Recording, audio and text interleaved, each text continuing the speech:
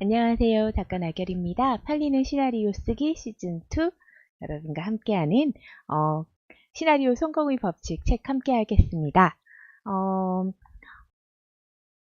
3개월 안에 기적적으로 장편 시나리오가 나오는 프로그램을 월간 시나리오에서 함께 진행 중이니까요. 함께 시나리오를 쓰고 좋은 이야기 나누시고 싶으신 분들은 월간 시나리오로 와주세요. 네이버 카페 월간 시나리오입니다.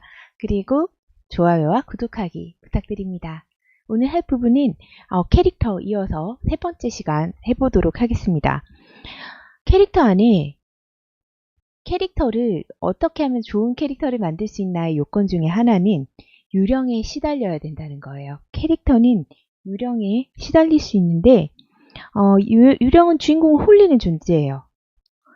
주인공은 유령에게 시달린 탓에 목표를 추구하게 되거나 혹은 목표를 추구하지 못하게 되기도 해요.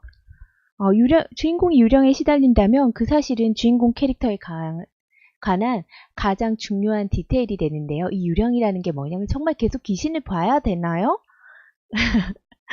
주인공이 귀신 봐야 되나요? 내 영화 리얼리티를 주장하는 영화인데 이게 호러도 아니고 저희가 말하는 이 유령이라는 용어는 이런 용어예요. 뭐냐면 본성을 거슬러 내가 가지고 있는 나만의 트라우마 혹은 자기 내부에서 벗어나야 될 어떤 관념적인 생각들, 어떤 행동을 못하게 하는 사고방식들, 주인공이 가진 그런 것들을 우리는 유령이라고 해요.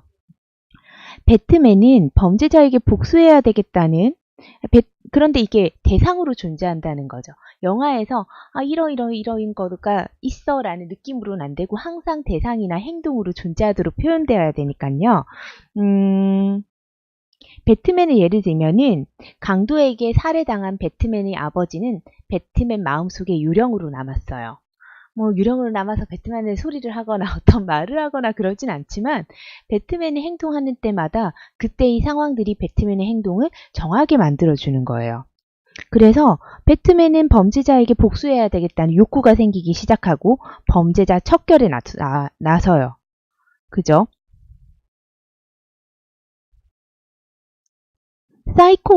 사이코의 로먼 베이츠는 자신의 성적 충동과 엄격한 구닥다리 청교도인 어머니의 질책 사이에서 꼼짝달싹 못하고 약간 정말 진짜 제목 그대로 사이코가 되어가죠. 그죠? 구딜 헌팅에서 윌은 야만적인 아버지를 향한 분노로 인해서 수학적인 재능도 활용하지 못하고 누군가를 사랑하지도 못해요.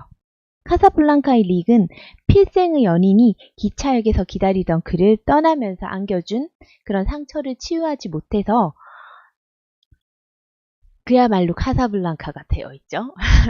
그렇듯 우리 삶에서 어떤 사람이 어떤 사건이 유령처럼 우리를 쫓아다니면서 다음 상황으로 넘어가지 못하게 발목을 턱턱 다 잡는 경우들이 있어요. 우리 주인공들은 그런 것들을 반드시 하나씩은 가지고 있어야 된다는 이야기입니다. 해피엔드 영화라면 주인공의 영화 말미에서 이런 유령과 같은 자신을 사로잡는 것들에서 벗어나서 떨쳐버리게 되고 목표를 달성해서 유령을 떨쳐버리게 되면 해피엔딩이지만 그게 안 되면 해피엔딩으로 가는 영화가 안 된다는 거예요.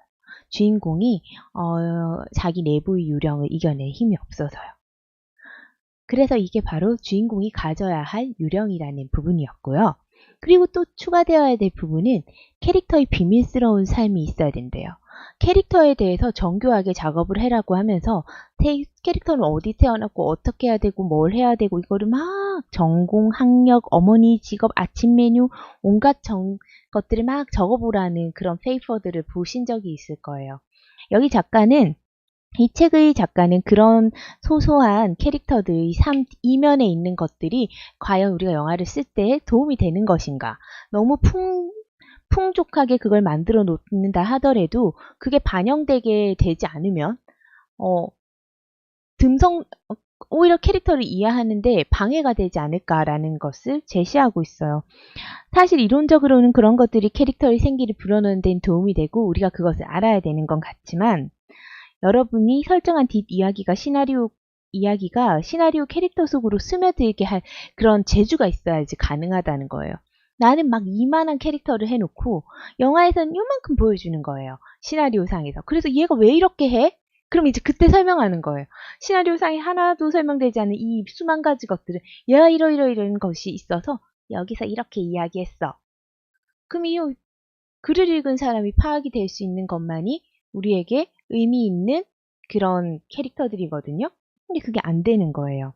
풍성하고 완벽한 캐릭터를 머릿속에 구축하고는 캐릭터의 독특한 색깔이 미묘하게 드리워진 놀랍도록 함축적인 대사를 써서 사람들이 이해하지 못하는 상황에 처한다면은 그것은 무의미하다는 것, 종이에 그냥 적혀 있는 상태일 뿐이라고 얘기를 해요.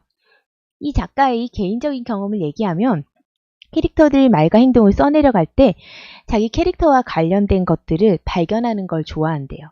나는 그들이 말하도록 내버려둔다. 그리고 혼잣말을 한다. 와우, 게일이 저렇다는 걸 몰랐네. 끝내주네. 얜 이런 애였구나. 이건 시나리오에 유용한 캐릭터의 뒷얘기를 나 역시도 즉석에서 부여한다는 뜻이는데 저도 그런 경향이 있는데요. 저는 시나리오 작업을 할 때 구체적으로 직업, 전사 이런 거를 작업하진 않아요. 머릿속으로 대략적으로 얘는 어떤 사람이고 어떤 경험이 있어서 우리 영화의 주인공으로 캐스팅됐어. 이 캐릭터가 이런 건 설정은 해놓지만 처음부터 세밀하게 막 작업을 해놓진 않아요. 왜냐하면 저는 그래서 그런지 시나리오 작업을 좀 빨리 시작하는 편이고 처음부터 끝까지 완결되게 움직이게 해보는 편이에요. 그런 과정 속에서 이 캐릭터가 우리 영화에서 특별하게 행동하는 뭔가를 내 손에서 나오는 그 순간에 발견하는 경우가 저도 있거든요. 그래서 이 부분이 좀 이해가 되는 것 같아요. 시나리오에 유용한 캐릭터의 뒷이야기를 쓰는 과정 속에서 부여할 수 있고 그것은 이 작가가 캐릭터에 대해서 알고 있는 것은 시나리오에 들어있는 것뿐이고 시나리오가 움직이면서 이 캐릭터가 움직이게 될 때 보여질 수도 있다는 이야기를 캐릭터의 비밀스러운 삶이라는 챕터를 통해서 지금 얘기를 하고 있답니다. 소소한 캐릭터들의 경우에는 그 캐릭터가 스크린 밖에서 삶에 대한 힌트만 주면 된대요. 장면이 시작되기 직전에 그 캐릭터가 무슨 일을 하고 있었는지 힌트만 주래요. 불량배들 예를 들면 경찰이 가게 주인과 이야기를 할 때 경찰이 가게 주인을 만나기 직전에 불량배들과 이야기하는지 고객을 꼬시려고 하는지 도매상과 전화로 흥정을 하는지 이런 짧은 장면을 통해서 가게 주인의 삶을 엿보고 그 가게 주인이 그 다음 보여주는 그 삶의 어떤 모습은 가게 주인이 경찰을 어떻게 대할지를 보여주는 잣대가 돼야 되는 다음 액션과 연결되는 그런 특징만 넣어야 된다는 거예요. 소소한 캐릭터의 경우에요. 그죠? 근데 이렇게 그러면 영화 속에서 나타나지 않은 부분을 하나도 안 적어야 되나요? 그렇지 않대요. 그런 거를 굉장히 매력적으로 사용하는 방법이 있는데 반드시 누군가가 이후에 영화가 진행되면서 언급을 해줬을 때래요. 마스크 오브 조로의 시나리오 작가인 테리 오쇼는 이런 얘기를 했대요. 스타워즈를 인용하면서 다스베이터가 클론 전쟁에서 너희 아버지와 함께 싸웠다라고 이야기하는 장면을 언급했다고 해요. 근데 그 대사를 할 때까지만 해도 우리는 클론 전쟁이 뭔지 모른대요. 25년쯤 후에 클론의 습격이라는 이 습격이 나오기 전까지는 말이에요. 이게 뒷이야기하고 어떻게 다른지 구분한다면 이 기법은 효과를 발휘하는 데는 시나리오나 영화에서 누군가가 이 장면에 대해서 언급하는 순간이래요. 남용하면 안 된대요.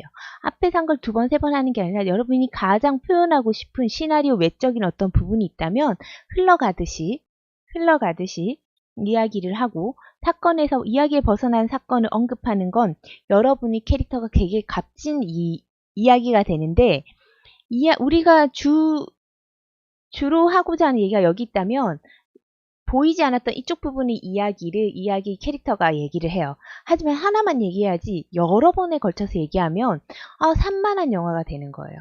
어떤 하나를 얘기를 하고 나중에 누군가가 이걸 다시 한번 언급을 해준다면 그게 설정이었구나가 되는 거예요. 여러분이 설정한 모든 것이 그에 알맞는 성과를 낼 수 있는 법은 바로 그런 거래요. 살을 많이 붙이고 싶지 않은 캐릭터로 존재하는데요.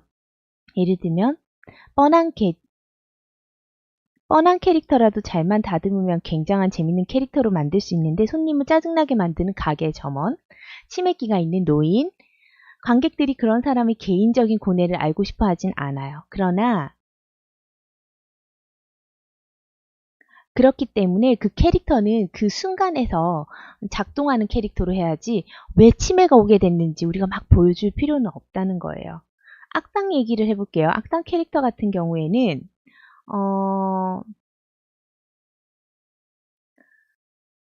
악당 캐릭터 같은 경우 예를 들면 의정 로빈 후드에서 악독한 노팅엄의 영주가 악당으로 나오는데요. 걔가 어쩌다가 악당이 됐는지를 관객들은 궁금해하지 않는데요. 관객들은 그냥 그 사람을 악으로 똘똘 뭉친 인물로만 봐도 된대요. 그에 대해 중언부언 해봤자 재미만 반감된대요. 우리가 그 범죄도시 봤을 때 장첸이라는 악인이 나오죠? 팔다리 막 두두 끊어내잖아요. 굉장히 잔인한 그 장첸이 어쩌다가 팔다리를 잘라라고 하고 그런 악독한 일을 하게 됐는지 우리는 아무도 궁금해하지 않아요. 그가 얼마나 악독하고 무자비한가만 보고 싶어 하죠. 만화 같은 악당과 뻔한 캐릭터들을 훌륭한 캐릭터로 변신시키는 것은 그 캐릭터들이 뿜어내는 펄펄 뛰는 활기래요. 관객들은 사악한 서쪽의 마녀나 제임스 본드의 시리즈 악당들을 미워하기를 어차피 좋아하기 때문에 왜 미워해야 되는가를 더 설명해 줄 필요는 없다고 합니다. 악당 캐릭터들은 그 자신들 나름의 사악함을 한껏 즐기고 관객들은 그런 캐릭터를 보는 것을 재밌어 한다고 해요. 악당들이 인상적일수록 주인공이 맞닥뜨리는 장애물은 더욱 험난해지기 때문에 갈등이 고조될수록 드라마도 흥미로워지잖아요. 그래서 악당 캐릭터는 전사가 필요한 게 아니라 얼마나 악당스러운 행동을 골라서 하느냐가 굉장히 중요하다고 합니다. 여러분 오늘 캐릭터에 대해서 몇 가지 이야기를 해봤잖아요. 정리를 해보자면 일단 주인공 캐릭터라면 자기 내부의 트라우마, 벗어나야 될 사고방식, 추억 같은 것 때문에 이제 발목이 잡힌 유령이 있어야 된다는 거예요. 주인공 캐릭터 안에는. 그리고 여러 캐릭터들이 존재하잖아요. 부수적인 캐릭터, 악당 캐릭터, 주인공 캐릭터가 존재하는데 그 안에 비밀스러운 삶들이 있는데 그걸 구체적으로 해서 막 내 머릿속에는 가득한데 시나리오에 포함되지 않는 걸 선택하느니 캐릭터들이 시나리오 속에서 말과 행동으로 드러나는 것들만 가지고 하는 방법도 어쩌면 더 큰 도움이 될 수도 있다고 해요. 그리고 소소한 캐릭터들은 그 캐릭터가 어떤 일을 하는 사람인지 힌트를 주고 그들이 하는 행동은 이 극에서 주요한 사람을 대하는 태도와 연결되는 것을 그 방법을 보여주는 행동만 보여주면 된다고 합니다. 그리고 앞에서 주인공이 자신의 영화 속에 드러나지 않는 특징을 얘기를 한다면 그것은 반드시 뒤에 한번 언급이 된다면 이거는 설정이 돼서 사람들에게 굉장히 임팩트 있는 여러분 캐릭터의 특징으로 보여줄 수 있다는 거예요. 그리고 마지막으로 악당 캐릭터는 그 전에 살을 많이 붙이고 싶지 않은 캐릭터, 손님을 짜증나게 하는 가게 점원, 치매가 있는 노인 같은 캐릭터는 그 자체로 해주시고 악당 캐릭터는 그 악당이 왜 악당이 됐냐보다 중요한 것은 얼마나 펄펄 튀는 활기로 악당임을 자기의 악독함을 즐기는지를 보여주면 된다는 이야기였습니다. 캐릭터라는 걸 만드는 게 굉장히 힘든 일인 것 같아요. 정말 인상적인 캐릭터는 우리 삶 속에 있습니다. 여러분이 만났던 사람들을 떠올리면서 그 사람이 어떤 사람이니까 베껴오려고 하시지 마시고 참고하려고 하시지 마시고 내가 왜 그 사람이 어떤 행동에서 그런 감정을 느꼈는지 집중적으로 보신다면은 우리 주변에 있는 많은 캐릭터들에서 정말 영화 같은 부분을 빼올 수 있지 않을까라는 생각을 한번 해봅니다. 오늘도 함께 해주셔서 너무 감사드리고요. 다음 시간까지 행복한 작가로 많은 글 쓰시면서 나날이 함께 성장하는 시간 보냈으면 좋겠습니다. 여러분 곁에 기적 같은 시나리오가 함께 합니다. 그럼 이만 갈게요. 또 봬요.